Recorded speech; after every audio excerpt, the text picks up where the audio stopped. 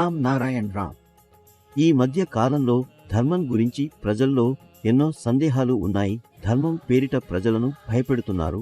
మనసు మీద మనం అంతగా ఒత్తిడి పెడతాము, అది ఆలోచించడమే ఆపేస్తుంది. మనస్సు ఎలా తెరవాలి? ఈ ధర్మం గురించి ఉన్న భయం మొదట మన ఇంట్లో నుంచే ప్రారంభమవుతుంది.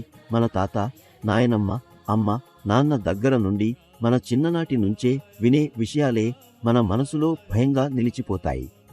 ప్రతి ధర్మానికి చెందిన వారు తమ సొంత రీతిలో తమ దేవుడిని, తమ ధర్మాన్ని ఆచరిస్తారు. ఇప్పుడు వీరిలో నిజమైన వారు ఎవరు? తప్పు ఎవరిది? దీన్ని నిర్ణయించేది ఎవరు? నిజానికి ఈ రోజుల్లో ఎవరికీ ఆలోచించాలనే ఆసక్తి లేదు. మొదట మనం ప్రతి ఒక్కరం ఆలోచించాలి. నేను ఎవరు? నేను ఎక్కడి నుండి వచ్చాను? ఆకాశం అందరినీ తన ఒడిలో ఉంచుకుంది. సూర్యుడు, గాలి, నీరు ఇవన్నీ తమ తమ ధర్మాన్ని నిస్వార్థంగా నిర్వహిస్తాయి. ప్రకృతి తన ధర్మాన్ని అందరి పట్ల సమంగా నెరవేర్చుతుంది. అలాంటి సమత తత్వంతో ఎవరు ఆచరించలేరు. మేము మా ఈ కార్యక్రమాన్ని 18 భిన్న భాషల్లో, భిన్న దేశాల్లో ప్రదర్శిస్తున్నాము. తద్వారా మీరు కూడా మీ అభిప్రాయాలను, మీ ఆలోచనలను మా వెంట పంచుకోవచ్చు.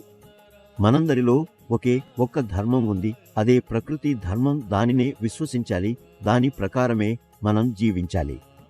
ప్రకృతి మనకు జీవనాన్ని ఇచ్చింది, అన్నీ ఇచ్చింది. మన లోపల నిండిన వివేక స్వరాన్ని మనం వినాలి, దానిని గౌరవించాలి. ఈ వివేకం మన అంతఃకరణంలో ఉన్నది. అది మనకు సజీవంగా ఎలా జీవించాలో సరైన మార్గాన్ని చూపుతుంది. మనము మనలోని ఈ వివేకాన్ని వినకుండా ఉంటే మనకు మోక్షం లభించదు. ప్రతి మనిషి శరీరంలో 17,000 కోట్ల 50,000 కోట్లు ఆత్మలు ఉంటాయి.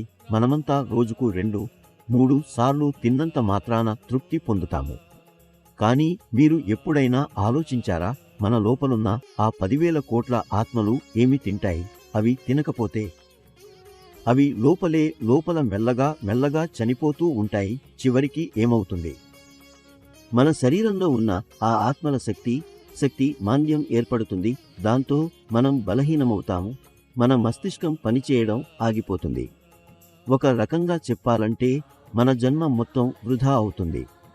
కాబట్టే ప్రతి మనిషి జపం, తపస్సు, ధ్యానం తప్పకుండా చేయాలి. మనము ధ్యానం చేస్తున్నప్పుడు మనలో ఉన్న ఆ 10,000 కోట్ల ఆత్మలు ఒకే చోట కేంద్రీకరితమై మనకు ఎనలేని శక్తిని అందిస్తాయి. మీరు మీ మనసులో ఒక మాట బలంగా పెట్టుకోవాలి.